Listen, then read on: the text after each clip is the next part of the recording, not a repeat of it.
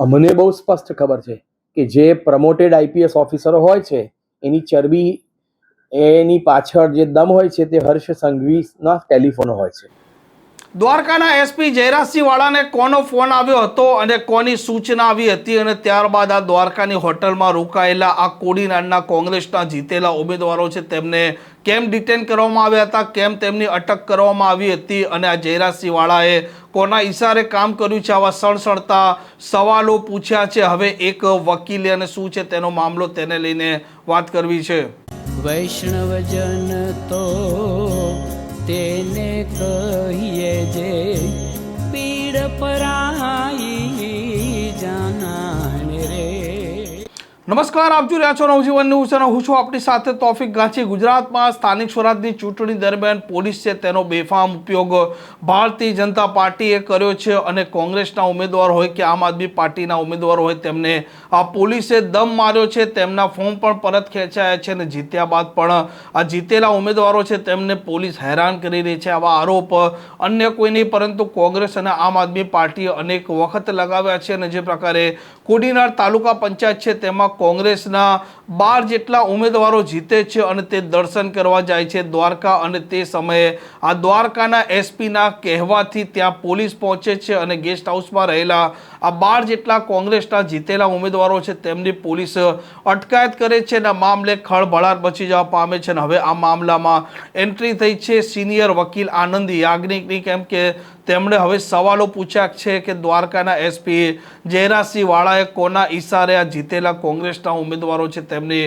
અટકાયત કરી છે અને શું છે મામલો. આપણે એટલું તો જાણીએ છીએ કે કેન્દ્રમાં લોકશાહીથી ચૂંટાઈને ભાજપની સરકાર છેલ્લા 12 વર્ષથી શાસન કરે છે.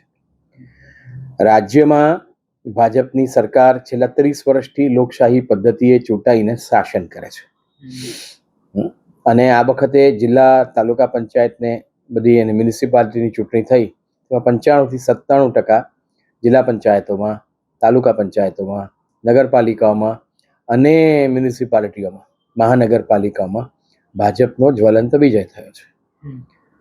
કોઈએ એની પર પ્રશ્ન કર્યો નથી. લોકશાહી પદ્ધતિએ જ્યારે વિજય થાય તે વિજય સ્વીકાર કરવો પડે. જેવી રીતે ભાજપનો વિજય સ્વીકાર કર્યો.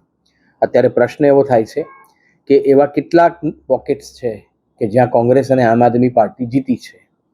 એ જિલ્લા પંચાયત હોય નર્મદાની કે પછી કેટલીક તાલુકા પંચાયતો હોય. આમાંની એક છે કોડીનાર તાલુકા પંચાયત, જ્યાં કોંગ્રેસની પાસે 12 સભ્યો છે અને ભાજપની પાસે 11 સભ્યો છે અને એક અપક્ષ છે જે કોંગ્રેસના સમર્થન કરતા કેન્ડિડેટોની સાથે છે. એટલે કોંગ્રેસની પાસે 13 વોટ છે અને ભાજપને સમર્થિત જે સભ્યો છે તેની પાસે 11 વોટ છે. આ પરિસ્થિતિની અંદર તાલુકા પંચાયતે કોંગ્રેસને જાય એ સ્વાભાવિક છે. જો બીજેપીનો વિજય લોકશાહી પદ્ધતિએ કેન્દ્રમાં, રાજ્યમાં અને તાલુકા અને જિલ્લા પંચાયતે સૌ સ્વીકાર કરે છે તો બીજેપી કોંગ્રેસનો વિજય કોડીનાર તાલુકા પંચાયતની અંદર લોકશાહી પદ્ધતિએ થયો છે તેને સ્વીકાર કેમ નથી કરતી? અને લોકશાહી એ તમને જીતાડે ત્યાં સુધી વાંધો નથી, પણ લોકશાહી બીજા કોઈને જીતાડે, વિપક્ષને જીતાડે તો અમને વાંધો છે. અને એને કારણે તમે લોકશાહીમાંથી તમે તાનાશાહી પર ઉતરી આવો અને પોલીસની ગેરકાયદેસર અને ગેરબંધારણીય મદદ લો અને આ કેન્ડિડેટોને ધાક ધમકાવો, એનો આ એક પ્રસંગ છે. પરિણામ આવ્યું 28મી થી 30મીની વચ્ચે.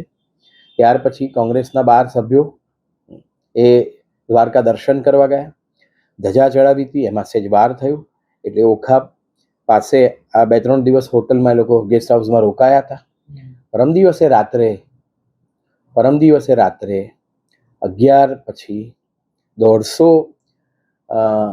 દેવભૂમિ દ્વારકા જિલ્લાની પોલીસ, જેમાં ત્યાંની એસઓજી, ત્યાંની એલસીબીનો સમાવેશ થાય છે, મોટા ભાગના એ યુનિફોર્મમાં નહોતા, આવ્યા અને આ જે 12 કેન્ડિડેટો અને અન્ય એમના સાથીદારો પોતાના કુટુંબીજનો સાથે, જો બહેન હોય તો પતિની સાથે હોય, પતિ હોય તો પત્નીની સાથે હોય, એ રૂમમાં સૂતા હતા.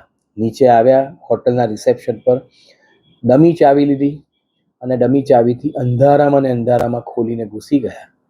બહેનો સૂતી હતી ત્યાંય ઘૂસી ગયા, ભાઈઓ સૂતા હતા ત્યાંય ઘૂસી ગયા અને આ લોકોને બળજબરીથી પોલીસ સ્ટેશને લઈ જવામાં આવ્યા. બહેનો એવું કહ્યું કે અમે લોકો નહીં થઈએ.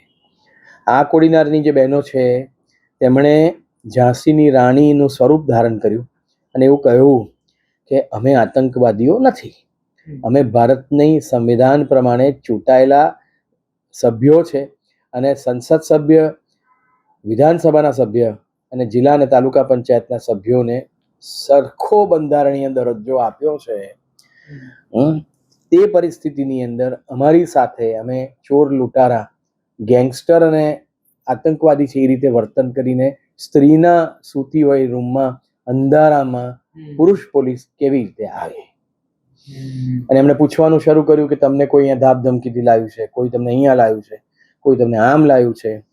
તો સ્ત્રી તાલુકા પંચાયતના કોંગ્રેસને સમર્થન કરતી સભ્યો અને પુરુષ જે કોંગ્રેસને સમર્થન કરે છે એ લોકોએ બધાએ પુરુષોને તો લઈ ગયા પોલીસ સ્ટેશને, સ્ત્રીઓને ત્યાં સ્ટેટમેન્ટો લીધા અને એ લોકોએ બધાએ સામૂહિક રીતે કહ્યું કે અમે તો અમારી ઈચ્છાથી દર્શન કરવા આવ્યા છે, હવે ધજા ચડાવી છે, એમાં મોડું થયું છે એટલે અમે અહીંયા રહીએ છીએ, અમને કોઈ અહીંયા લાવ્યું નથી.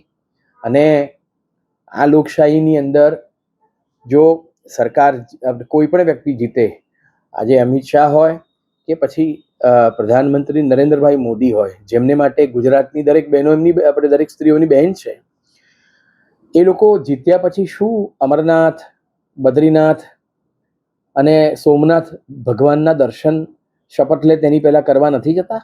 શપથ લે એના પછી નથી જતા? તો કોંગ્રેસના કોડીનાર તાલુકા પંચાયતના લોકો શપથ લે તેની પહેલા દર્શન કરવા ગયા, બરાબર છે, અને ભગવાનને નમન કરવા ગયા, એમાં તમને વાંધો શું પડ્યો?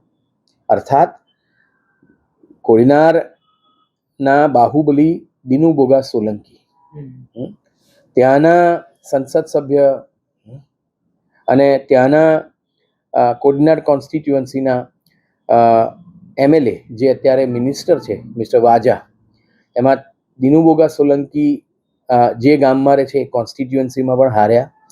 વાજા સાહેબ મિનિસ્ટર જે ગામના છે તેમાં પણ હાર્યા, બરાબર છે. અને મેમ્બર ઓફ પાર્લામેન્ટ સાહેબ છે તેમની કોન્સ્ટિટ્યુઅન્સીમાં પણ એ લોકો બીજેપી હારી. એને માટે આ 3 જણા ભેગા થઈ ગયા, ધાપ ધમકીઓ આપવાનું શરૂ કર્યું, સીધી ને અપ્રત્યક્ષ રીતે. મારી પાસે તો કયા મેમ્બરને કયા વ્યક્તિએ આપણે કયા બીજેપીના સભ્યના કહેવાથી ધાપ ધમકી આપી એનું લિસ્ટ છે, જે અમે હાઈકોર્ટમાં જરૂર પડે રજૂ કરીશું.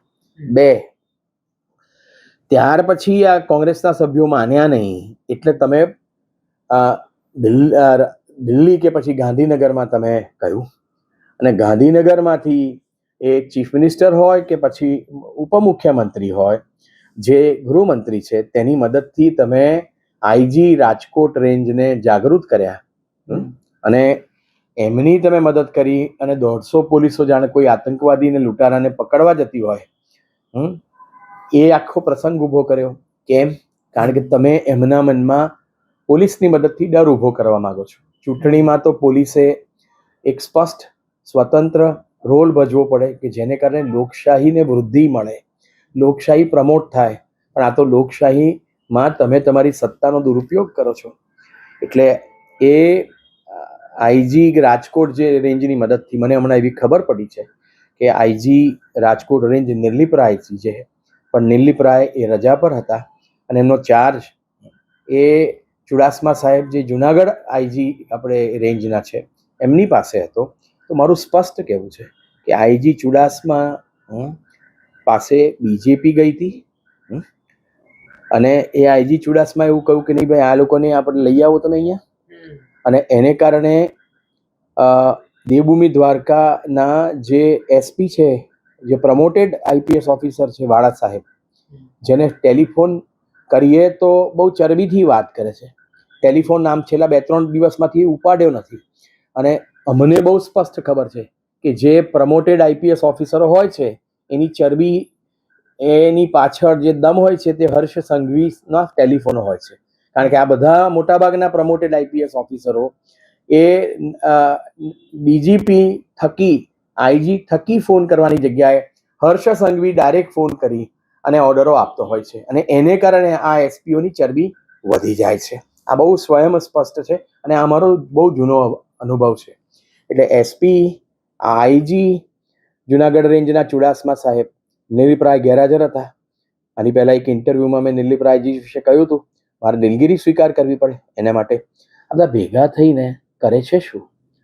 તો એનો અર્થ એ કે આ બધા સભ્યો એવું કહું કે અમે અમારી મરજીથી આવ્યા છે, એમની સામે કોઈએ ફરિયાદ નથી કરી, એમના સગા બાંધવા પડે નથી કરી. કોંગ્રેસના 12 સભ્યોના સગાવાલાઓએ ફરિયાદ કરવી પડે કે ભાઈ અમારા ચૂંટાયેલા આપણે સ્ત્રી સભ્યને કે પુરુષ સભ્યને કોઈ લઈને ગયું? એવું તો કશું થયું જ નથી. તો પણ તમે ગયા કેમ? એનો અર્થ એ કે ભાજપને એક નાનકડી આપણે હાર પચતી નથી અને અપચામાં પોલીસનો ઉપયોગ કરે છે, અને પોલીસનો ઉપયોગ કરીને કોંગ્રેસને સમર્થન આપતા તાલુકા પંચાયતના સભ્યોને તમે શોધી કાઢ્યા, તમે એમને ગુનાહિત માણસ આપણે રાખીને ગુનેગારની જેમ ટ્રીટ કર્યા, પણ એ લોકો અડગ રહ્યા, સ્ત્રીઓ અડગ રહીને પુરુષો અડગ રહ્યા. એ ઉપરાંત મીડિયા વચ્ચે પડ્યું, એ ઉપરાંત કોંગ્રેસના આપણે પ્રેસિડેન્ટ વચ્ચે પડ્યા, જિગ્નેશ મેવાણી જેવા સક્રિય MLA વચ્ચે પડ્યા, અને એટલા માટે પોલીસ ઢીલી થઈ. હવે મારે પ્રશ્ન એવો છે કે બીજેપીની સરકાર ગુજરાત રાજ્યમાં છે, શું આ હર્ષ સંઘવીની આપણે એના આદેશ હેઠળ થયું હતું? શું દિનુ બોગા સોલંકી અને ગીર સોમનાથનું બીજેપી એટલું બધું આપણે પાવરફુલ છે કે IG રાજકોટ રેન્જને પણ આપણે પ્રભાવિત કરી શકે? આ ક્યારે શક્ય બને?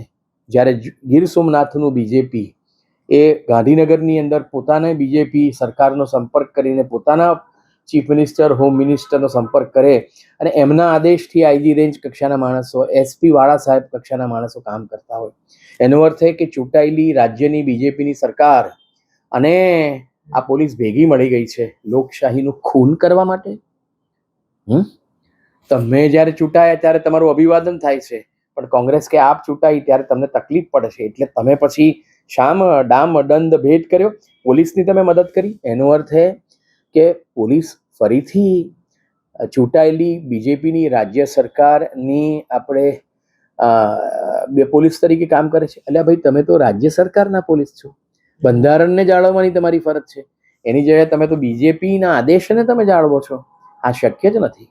એટલે આ જે સભ્યો છે એ લોકોએ ગુજરાત હાઈકોર્ટની અંદર પિટિશન અત્યારે કરી રહ્યા છે, અને એ પિટિશનની અંદર જેટલા પોલીસો સંકળાયેલા છે તેની સામે ફરિયાદ નોંધો, અને સાથે સાથે અમને રક્ષણ આપો, જેથી કરીને જ્યારે તાલુકા પંચાયતની મિટિંગ થાય અને એની વરણી થાય, કાઉન્ટિંગ થાય, વોટિંગ થાય અંદર, જેથી કોણ સત્તા આપણે ચલાવશે ને કોણ સત્તા આપણે નહીં ભોગવે તે નક્કી થશે, ત્યારે આ ભાજપ અને આ પોલીસ ફરીથી લોકશાહીને મારી ના નાખે.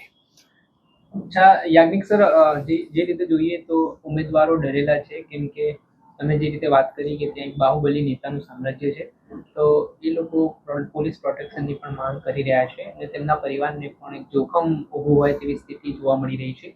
તો આપણા તરફથી હવે લીગલી શું કાર્યવાહી છે તે કરવામાં આવશે આગામી દિવસે? ફરિયાદ કરી દેવામાં આવી છે DGPને અને કહ્યું છે કે તમે FIR નોંધો, તમે તપાસ કરો, હર્ષ સંઘવીના ટેલિફોનની તપાસ કરો, એને કોને કોને ટેલિફોન કર્યા હતા, IG ના ટેલિફોનની તપાસ કરો. ચાર્જમાં હતા IG જુનાગઢ રેન્જના ચુડાસમા સાહેબ, જેના હાથ નીચે એ દિવસે દેમુવી દ્વારકા પણ હતું અને ગીર સોમનાથ પણ હતું, અને આ દેમુવી દ્વારકાના SP જે 2-3 દિવસથી કોઈના ટેલિફોન ઉપાડતા નતા અને ટેલિફોન ઉપાડ્યા પછી બહુ તુમાખીથી વાતો કરે છે લોકોની સાથે, ઇવન ચૂંટાયેલા સભ્યો સાથે વાત કરે છે. તો ચૂંટાયેલા MLA ને MP સાથે જો તુમાખીથી વાત કરતા હોય તો સામાન્ય માણસને ઉપાડી લે એ તો બહુ સ્વાભાવિક છે. તમે પોલીસના વેશમાં ગુંડા છો? હા, તમે પોલીસના વેશનો દુરુપયોગ કરો છો? તમને નોમિનેટેડ IPS બનાવવામાં આવે એટલે તમે ચરબી કરો છો, અને અમને IG ચુડાસમાની અંદર પણ શ્રદ્ધા નથી. એટલે અમે એવું કહેવા માંગીએ છીએ કે અમને SRP નું પ્રોટેક્શન આપો, અને DGPના ડાયરેક્શન હેઠળ આ સભ્યો SRPના પ્રોટેક્શનની અંદર કોડીનાર જશે અને ચૂંટણીની અંદર તાલુકા પંચાયતની ચૂંટણીમાં ચૂંટાયા પછી ભાગ લેશે. આ પ્રકારના સમાચાર માટે નવજીવન ન્યૂઝ ચેનલ સાથે જોડાયેલા રહો. નમસ્કાર.